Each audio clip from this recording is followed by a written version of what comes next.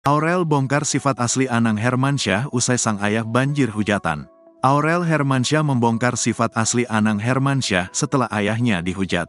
Diketahui Anang Hermansyah sempat mendapatkan cibiran saat bertanya soal pernikahan ke Ghea Indrawari. Dihujat, Aurel Hermansyah pun tak tinggal diam. Ibu dua anak ini langsung membela sang ayah.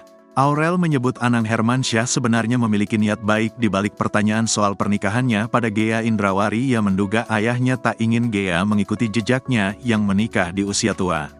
Mungkin bapak saya ngomong gitu supaya gak kayak beliau, menikah di umur tuanya, tulis Aurel Hermansyah. Sifat itu pun, lanjut Aurel, sudah banyak diketahui oleh peserta Indonesian Idol. Setahu saya, anak idol tahu bapak saya kalau ngomong emang ceplas-ceplos. Layaknya seorang bapak-bapak, terangnya. Selanjutnya, kakak ipar Tarik Halilintar itu berharap warganet tidak terlalu berlarut dalam masalah tersebut. Ia juga meminta warganet untuk mengambil sisi baiknya dari kejadian itu.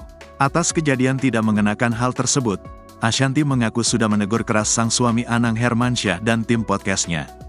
Menyadari konten tersebut, Ashanty merasa geram dan mengaku sudah sempat menegur suaminya itu karena berusaha asik namun kelewatan.